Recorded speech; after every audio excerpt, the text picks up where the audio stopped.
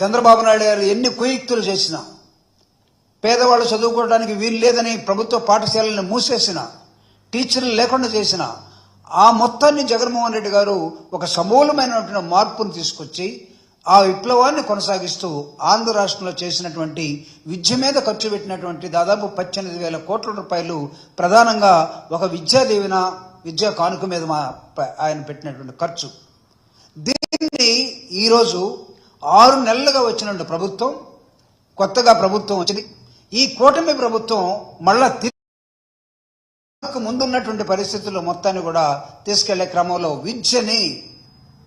విద్యామంత్రి నిజంగా చదువుకున్నాడా లేదా, లేకపోతే విద్యామంత్రికి ముఖ్యమంత్రిగా ఉన్నటువంటి వ్యక్తి దీన్ని రివ్యూ చేస్తున్నాడా లేదా తెలుసుకోకుండా జగన్మోహన్ రెడ్డి గారు తీసుకొచ్చినటువంటి అనేకమైన ఇంపార్టెంట్ స్కీమ్స్ మొత్తాన్ని కూడా ఎత్తేస్తూ, ఇంగ్లీష్ మీడియం కూడా తీసేస్తూ, జగన్మోహన్ రెడ్డి గారు ఇచ్చినటువంటి ట్యాబుల్ సిస్టమ్ కానీ, యూనిఫామ్ సిస్టమ్ కానీ, గోరుముద్దలు కానీ, పిల్లలకు ఇచ్చినటువంటి వాళ్ళ భవిష్యత్తుని ఒక అద్దం ముందు పెట్టినట్టుగా ఫారెన్ వ్యక్తులతోటి మాట్లాడే విధానంగా చూపించినటువంటి ఒక నేపథ్యాన్ని, పిల్లలు తెలుగు మీడియంలో ఉండేటటువంటి హై స్కూల్లో ఉండే పిల్లలు ఇంగ్లీష్ మీడియాన్ని అమెరికన్ యాక్సెంట్లో కానీ, బ్రిటిష్ యాక్సెంట్లో కానీ, జర్మనీ యాక్సెంట్లో కానీ, రష్యన్ యాక్సెంట్లో కానీ మాట్లాడుతుంటే ఆశ్చర్యపోయినటువంటి తల్లిదండ్రులు దీన్ని ఎందుకో ఒక మనిషిని తొక్కినట్టుగా వ్యవస్థను తొక్కే విధానంలోకి ఈ కూటమి ప్రభుత్వం వెళ్ళిపోయింది.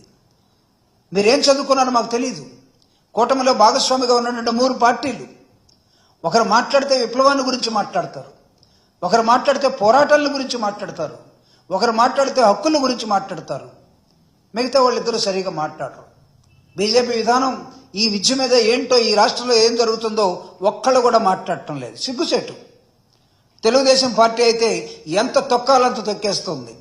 జగన్మోహన్ రెడ్డి గారు ఖర్చు పెట్టినటువంటి త్రైమాసికంగా ఇచ్చినటువంటి పిల్లలకి ఫీజులు తల్లుల అకౌంట్లో వేసి కాలేజీ యాజమాన్యానికి తల్లులే ఫీజు కట్టుకున్నట్టుగా, అంటే ప్రభుత్వమే తల్లి తండ్రి రూపంలో వచ్చి, ప్రధానంగా తల్లి రూపంలో ప్రభుత్వం వచ్చి, ప్రభుత్వం తల్లి అకౌంట్లో డబ్బులు వేస్తే తల్లి జాగ్రత్తగా తన బిడ్డల భవిష్యత్తు కోసం కాలేజీకి వెళ్ళి ఫీజు కట్టే ఒక నూతన విధానాన్ని తీసుకొచ్చినటువంటి empowerment of mother, empowerment of parents.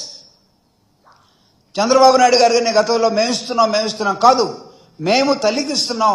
తల్లి తిరిగి తన బిడ్డని అనేక రూపాల్లో చూసుకుంటూ ఉన్నది. తన బిడ్డ చదువుల కోసం తల్లి సమయాన్ని ఖర్చు పెడతా ఉన్నది. తను ప్రభుత్వం వైపు ఎదురు చూస్తూ ఉన్నది. టైం ప్రకారం పెన్షన్ ఇచ్చినట్టుగా ఫీజు కూడా ఇస్తూ ఉన్నారు. కానీ ఆ ఫీజు 6 నెలలుగా ఈ రాష్ట్రంలో ఫీజులన్నీ ఇవ్వకుండా విద్యార్థులు ఇళ్లకెళ్లి జయపొంగలూరులో, నిన్న ప్రకాశం జిల్లా జయపొంగలూరులో ఒక విద్యార్థి ప్రభుత్వం ఫీజు కట్టలేకపోతే కాలేజీ వాళ్ళు ఫీజు కడితేనే రా, లేకపోతే లేదంటే, ఇంకొక విద్యార్థికి కాలేజ్ అయిపోయింది, నాకు టీసీ ఇవ్వండి బాబు అంటే, లేదు మీ ఫీజు బకాయిలు ఉన్నాయి, ఆ ఫీజు మొత్తం కడితే తప్ప మీకు ఇక్కడ టీసీ ఇవ్వనంటే కూలి పనులకు వెళ్తున్న విధానం.